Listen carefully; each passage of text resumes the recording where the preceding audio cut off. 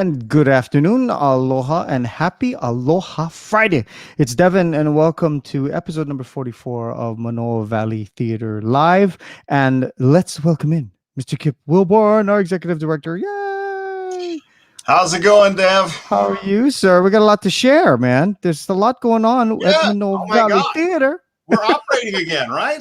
I know. It's crazy. It's crazy. Don't know much what to do. Hey, so everybody excited about the new show that's going to be playing tonight, premiering tonight. Yeah, so that's right. So everybody, go to our website, buy your ticket for your household, not just for you. Mm-hmm. There it is, waiting for the host. There it is. Yep. And so pick up that thing and grab your popcorn and enjoy the evening in your home. You can put your boxer shorts if you want. It's all right. I know it's actually, that's kind of a cool thing about it. You can watch it in whatever state you would like to be in. Well, no, it's only in Hawaii. No, I'm kidding. That's all right. Moving on. I want to say thank you to everybody for. People are being careful. They're taking care of themselves, and we're down to 64 new cases today only. Yeah. So that's good. It's not below 50, and that's what we want. We need that 2 Wednesdays in a row with an average of less than 50 and 2.5% infection rate.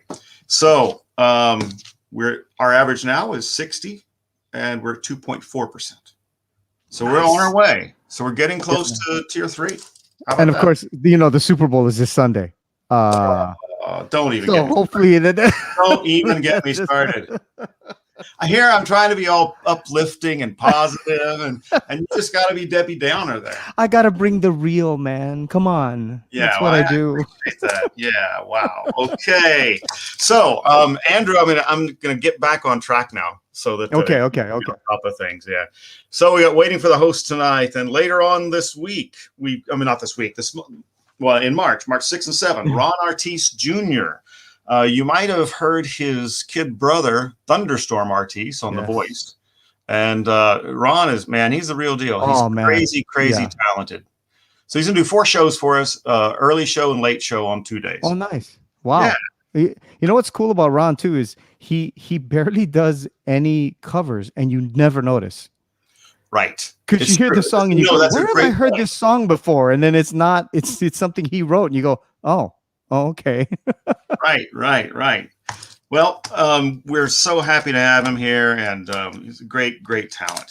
On March 18th, we open Popcorn Falls. Yeah. That's a lot of fun. We got a fantastic cast. Rob Duvall's directing that, and so that one, by the way, will be in the theater and streamed. Oh, nice. So, okay. If you're not quite ready to go out to the theater yet, you can still catch it on stream. And then July 1st through 11th, Daddy Longlegs, and we're looking forward to that. That one will also be in the theater and streamed. And yeah, I know I got out of order, Andrew. And then Tiny Beautiful Things, which is a fantastic play, will be coming up on May 6th through 23rd. Okay. August 7th, we just added Jeff Peterson, who will do 2 shows for us on August 7th, an early and late show. And so that's it. Man, it's enough that I got off track. That's good. That's a lot of stuff, Kip. That's a lot of stuff, but it's great. I mean, it's nice to see the theater getting busy again. And please, I know we're busy, but if you can, donate right down here, 988-6131. Or see a show. 6131. Or go to ManoaValleyTheater.com. Yes, indeed. All righty. Thank you very much, sir. We have a special guest today. Really interesting guy, and very, very much connected to our opening tonight. Amazingly enough. Yeah. How about that? And Kip, thank you to you actually, because you were responsible for going, hey. You know how this happened. How this happened was last week when we were doing the show with the cast from Waiting for the Host. Yes. He popped up and made a comment. Yeah. Yeah. And it was we went, what? Wait a second. Was that the actual? So then we got all over it, and he's been so gracious to come on the show today. And so especially because he's in New York where it's snowy and all that stuff. So, and it's late too. So it is. But it's okay because he's a actor and director and writer and professor and everything else. So multi Professional hyphenates baseball need to stay player. up. Yes, multi hyphenates need to stay up late. That's just how it goes. All right. All right. Have fun. All right. Thank you very much, sir. Kip's going to be joining us again soon. But first, I need to bring on our guest. And he is joining us live from New York City, where he lives and works. He's again, like I said earlier, he's a playwright, author, actor, teacher, and the mind responsible for tonight's premiere of Waiting for the Host. Now, last week we were joined by the director and the cast. So we figured, might be good to bring on the guy who wrote the thing. So, ladies and gentlemen, please welcome the playwright, Mr. Mark Palmieri. Hello. Mark, how's it Hello. going, man? Thank you for having me. Oh, of course. No, thank you so much. It was such a treat to have you just sort of randomly jump in and go, oh, wow, it's the playwright. Hey. I was enjoying the discussion so much, I figured I should say hello and thank you all for taking this on. Well, thank you for on a week's notice going, yeah, sure. I'll come on the show. We really appreciate it. So, okay, I want to get into the germ of inspiration that brought about Waiting for the Host. But first, I want to kind of give people a lay of the land of you and, where did you matriculate from? Where are you from, Mark? Tell us about it. I'm from around here. I grew up on Long Island. Been living in New York City for about 25 more years. I did go to school in the South. I went to school for my undergrad education to Wake Forest University in North Carolina. So I'm a Northeasterner. Been New Jersey, Long Island, New York City, pretty much all my life. Now, did you start with the acting thing and then move into directing and all these? Because literally, man, you have so many things attached to your name that you do. I mean, what broke first for you? Was it the acting? Was it the teaching? What was it? Yeah, it's a great question, and I feel like I've always, been pursuing all of those things at the same time. I didn't go to school for it. I really wasn't involved in theater or anything like that. I was an athlete. I went to school for to play baseball. Thought I'd be doing that with my life, and met the theater people and just said, boy, I feel like I belong with them. I don't know if I'm just supposed to take tickets or just pop up or whatever. I just love the atmosphere and the teamwork and of course the art that was being produced. That I ended up minoring in theater and doing some acting. So when I came home to New York, I did give acting a go first, but being exposed to plays for the first real time in my life, I was moved to try my hand at my own. And so they always sort of ran together, and that extended to everything else that I then took on screenwriting and trying to direct and as I was pursuing higher degrees, I was doing some teaching as well. So they all seemed kind of to be always going on at once, and it was nice because if one was slow, the other maybe would. There'd be an exciting event in the other field and the other area. So I was always very grateful to have different things that I was pushing and pursuing. And they all feed each other, of course. Right. They're all related to me. So yeah, acting first. Acting was first. And is the drive that you get? I mean, were you able to apply some of the sports, your background in sports to acting and playwriting and stuff like that? I think so. I think part of what attracted me, to the theater community is how similar it was to what I was used to. The kind of teamwork, the kind of perfectionism that goes into that collaborative, accomplishment. It was a way of living that I was used to do. The play is the thing, sort of, you could say. The game is the thing, right? The season's the thing. It was similar to me in that sense. So I think the work ethic and that attitude that there's something I can be doing every day to make myself a better artist, was the same way I approached athletics. So interestingly, it took a few decades before I really started writing about my athletic career, my coaching career, which I still do. But the worlds are are similar. And you know what? In baseball, my sport was baseball, and there are great storytellers in baseball. It's a game of standing around and waiting, and there were a lot of terrific personalities, you know, and a lot Right. of stories told. So it's a storytelling community as well. So there's a lot that fit, you know, between the two Right. worlds. That's awesome. Well, you know, I mean, everybody thinks of Bull Durham, thinks of Major League. You know, these great baseball movies that are not actually so much about baseball as they are about life and the characters that sort of that inhabit those worlds. That's right. And I think, yeah, and I don't know, but the women in the theater prettier. So Yeah, that's true. That's true. And the right? boys, and the boys, and the Yeah, boys. yes, the boys too. The boys too. Yep, yep, yep. So, how did you come to write this show? I mean, because you've been writing stuff. I mean, you've written for movies. But you've also written a number of plays. You know, Poor Fellas, this Carl II, and stuff like that. But this is uniquely pandemic related, Right. right? So, did it just hit you out of the blue, or you're sitting at home with your family going, "I can't get out of here"? There's a play there somewhere. You know what I mean? That kind of thing. Yeah, I mean, part of it did hit me out of the blue, which was the part that, wow, maybe this play that I'm starting to write should just be self-consciously on the screen, and the audience, which should just be one big Zoom meeting. What happened was it was March, really right after the big lockdown here in New York, the sad time of all the shows closing up, you know, schools going down and going online, and it was a strange and new time, and my publisher, and as well as all the major publishers, really we're scrambling with all the theaters, you know, trying to think, what are we going to do with the rest of our season now that this is closed? Let's do something. So we were asked to sign off on streaming rights to all of our plays because theaters were doing readings, you know, Okay. on online. Zoom was part of it, but they were whether they were recorded or live, they were doing readings.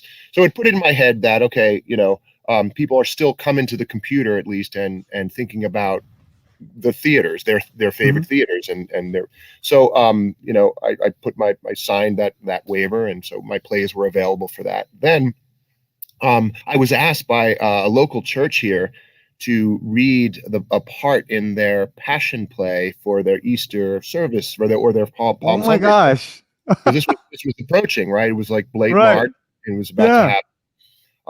And I was, they you know, they know I'm an actor or whatever, and they do this every year, and mainly their vestry, you know, the board of directors, so to speak, of the church, and they asked me to read Jesus, and There you know, go. I was going to ask you if it was Jesus. yeah, sure, you know, that's I'll tackle that one. But it was, of course, going to be on Zoom. So they started streaming their services every Sunday, and as it is in the story, you know, that was what they were going to do with this. They were going to put it on their website so that they could at least have a version of what they're used to doing every year. So we were all to meet on Zoom. It was one of the first times I've ever used Zoom. You know, I've been teaching for, you know, a long time at the college level. I'd never used a lot of online stuff, you know, and I never did streaming or you know, so maybe it was like the second time I'd even used. I had some Skype meetings or whatever, but I would, you know, I didn't know what I was doing. Saying nothing of the rest of the vestry, the group that got on to do this reading. And none of them are, I'm assuming none of them are actors, right? You're like the only one who's actually acted? No actors. Some, I don't even know if they have an email address, you know. So it and you know, there was a script for the Passion play, and so it was kind of a rehearsal. It was like and someone was recording it and was going to edit it together later. So here I am reading a part with a bunch of people that are reading their parts, and inside I'm thinking, even though it had been weeks since I hadn't, you know, my company I am involved with down in the Greenwich Village was going to open a show days before. You know, before the lockdown. We had the New York Times coming, and we had worked on it for months and months, and we had to close. So, you know, it was suddenly, I was doing this reading and rehearsing, and everyone's kind of laughing at the fact that people couldn't get in the frame, and they're trying to figure out, what is this? So it was a lot of fun. It felt like theater, and when it was all done, it took hours, to do this like 20-minute little piece. When it was all done, I sat here where I am right now in my basement, and a little sad because it sort of reinforced how much I missed doing that. And who knows how long it was going to be till we were around the table again doing something. I started I said, well, this would work on stage. Like if you had 6 or 7 actors and then maybe like Hollywood squares it upstage and like have a computer, write it. So I started writing the dialogue of a play within a play, which was a rehearsal online, but meant for the stage. And then as I'm writing that, I'm starting to think like, well, this is sad because, who am I we're not gonna do this anytime soon. And, so then it occurred to me, because it was such a joy just to be in the call and going through this experience. I had the thought, well, what if I just write it to be seen like this and everyone's in on it, the audience, and we're all in this big Zoom meeting, and I just kind of try to recreate what just happened. And then I was like, I better finish this tonight, first draft, because this is such a crazy idea that if I go upstairs, I'm not going to come back down and finish it. So I wrote a first draft about, it was about 40 something pages that first night.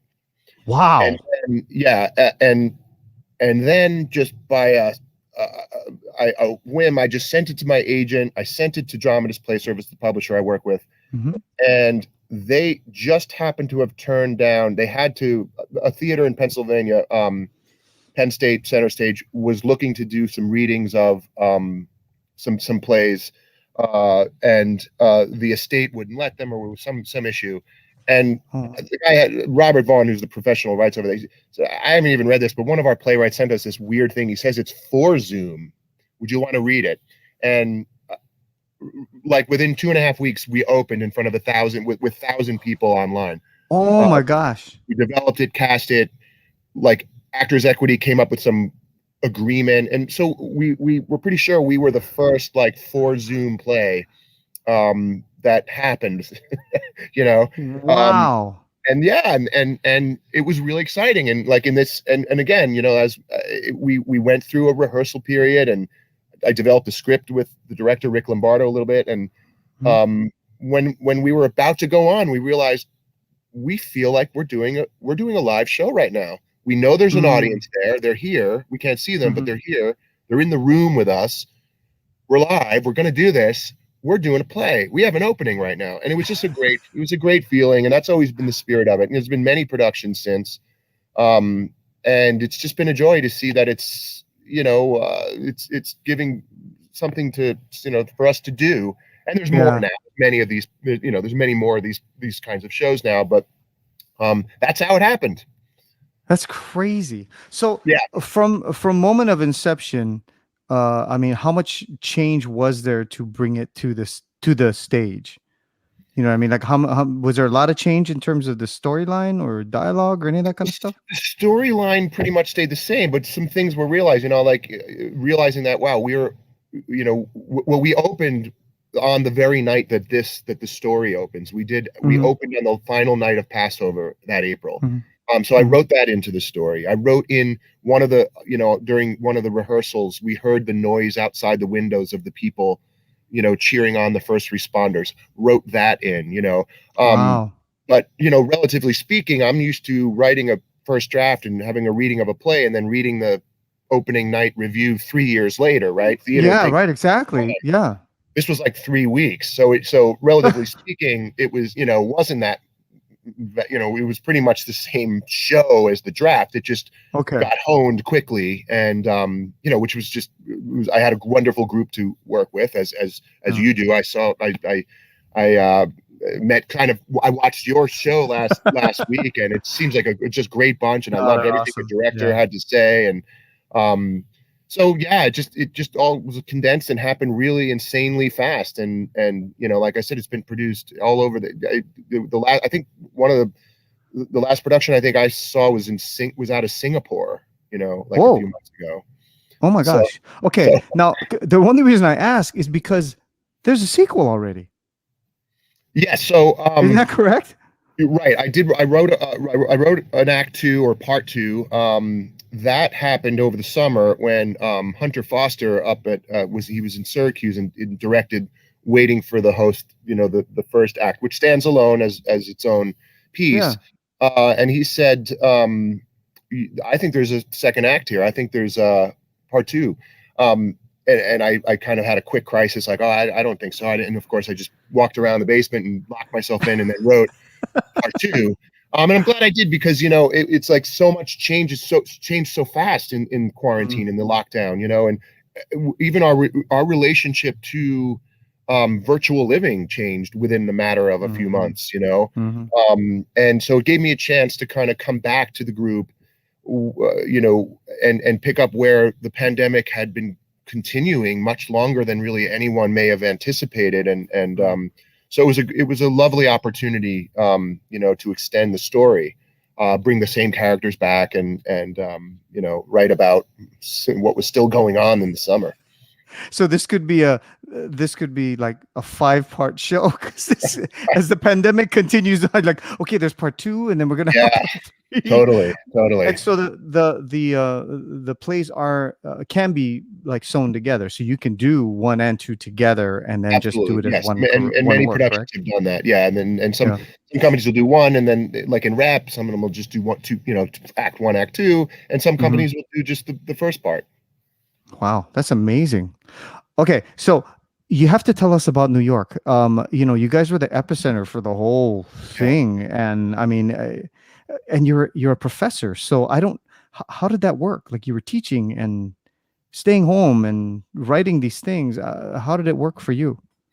Yeah, well, it was, it was a tumultuous year in New York. Hmm. On one hand, one thing I've learned, in part through seeing the productions of the play and talking to people, is in so many ways, no matter where you are, really in the whole Hmm. world, so much has been similar, in that so much of what we've been used to, what we love, has had to change. We've learned new things about ourselves, how to live. We've learned good things, but we've lost so many people, and it's just been a very, very hard year. Now, New York, yes, at the beginning, when the American continent being invaded sort of by this virus, or Hmm. whatever, if that's the right word, it really kind of exploded here first. So it was scary, frightening, confusing. We knew less about transmission, and vaccines were nowhere in sight. So things were changed pretty drastically. Now, but we are in New York, and so while we're home and shut in, we're walking around with masks. We're still seeing people. Hmm. There are other parts not far from here where people are really isolated. They don't live in an urban environment, and and there's a lot of loneliness. It was very, really strange. And then, of course, it was the social unrest, here as well, of course, as there was in many places.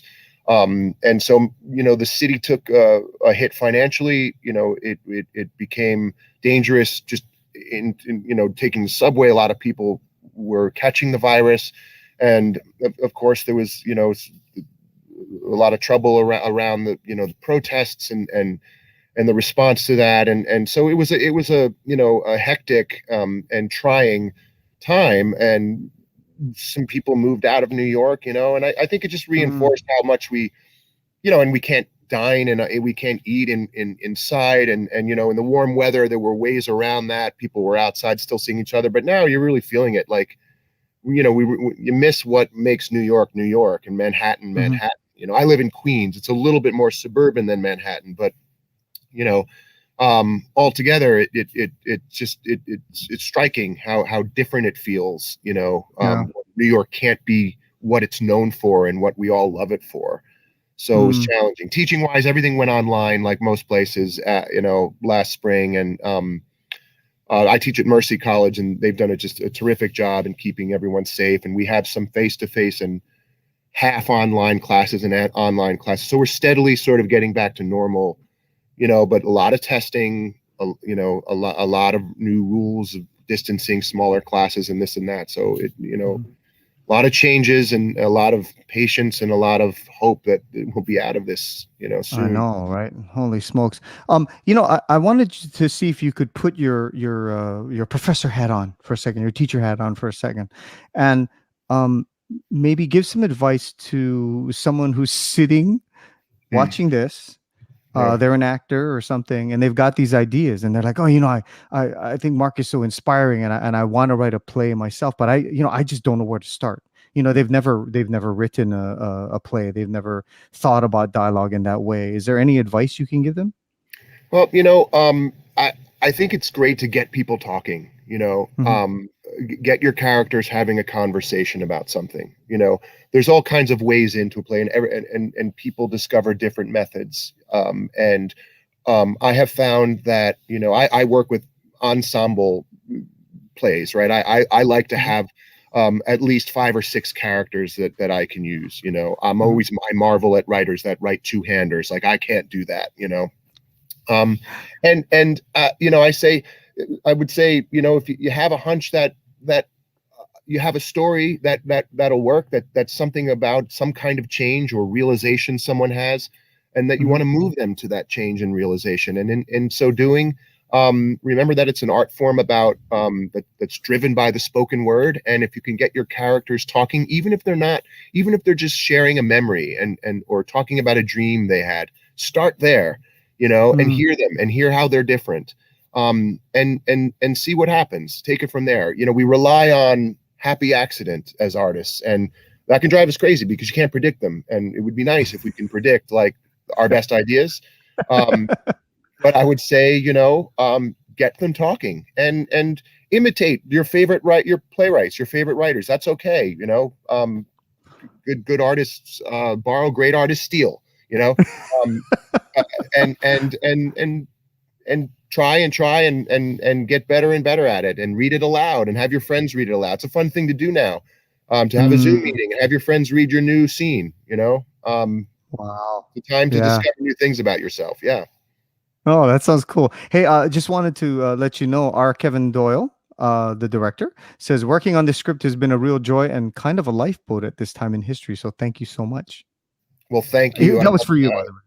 I loved everything you had to say last week about bringing your cast through this, and break a leg, enjoy tonight and the run, and thank you so much. Oh, that's awesome. Okay. I want to keep you on because there's so much more we can talk about, but it's actually almost 4:30. Mark, thank you so much for being here with us. We really appreciate it. What you've written is impressive, and the fact that you wrote it so quickly, I think for me is even more impressive because it just sort of poured out of you, and bam, you had a show, and uh, I don't know. I guess it's the moment meeting the mind and getting everything together, and magic happens. So. Yeah, some luck there. Well, I'm honored to be on, and thank you for doing the show, and the company seems like your theater what a great season ahead that you have. You've managed to pull together some wonderful things ahead. So I'm glad you're having the support and interest from your community, and hope they donate and keep you all going, Yes. because I tell you, you're doing a lot with, and it's hard. It's really hard, and you're doing wonderful. So Yeah, that's awesome. bravo. Oh, sorry, one real quick thing. Because this has been done in so many different places, have you noticed, uh, is it fun to kind of notice, like drop in and see and hear the differences that people are putting on the show? Always, yes, absolutely, always. Mm. And I must say that's because the play, I normally I wouldn't be able to get to see most productions of my plays, or even know Yeah. that they're happening. Through and in this case, because it's the whole thing is on the internet. I've been able to reach out, and I've seen a bunch of them. Not all of them, but I've seen a bunch of them, and it's a joy. I feel very lucky. That the piece has meant enough to people that they're putting it on, and getting to do some theater at this time. That's all right. Oh, awesome. And everybody's going, Mark, when you gonna write the next one? Come on, let's go. Thanks. It only took you like 4 months. What's My wife wrong? keeps Come on. saying that too. Yeah, she keeps. Yeah, it's not that easy. It doesn't happen like this every time. Yeah.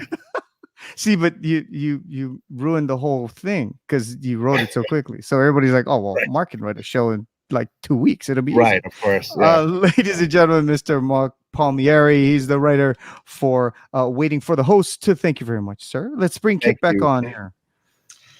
Wow. Thank you so much, Mark. How much fun was that? Yeah, thank you. And thank you. Thank you. And we're looking He's forward. awesome.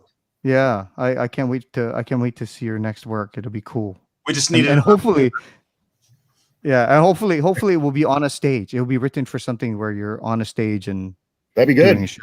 I'll take That'd be that. really Yeah. cool. Yeah, most definitely. Once again, Waiting for the Host premieres tonight at Manoa Valley Theater. So please jump online, sign up, watch the show. It's going to be amazing. They've got an amazing cast. We've got an amazing show provided by our playwright right here with us. So please support the theater, support the arts. Kip, thank you. Mark, thank you. Also, thank you to Kristen and Janine and Andrew. And sorry, Kip, you had something else? Yeah. So go to our website and get your ticket. So it's manoavalleytheater.com. It's that simple. All right, do that. Okay, so next week, I don't know who's going to be on, but it's going to be fun. It's going to be episode number 45, and we can't wait for you to join us there. Okay, it's Devin saying aloha for everybody on Manoa Valley Theater Live. Laters.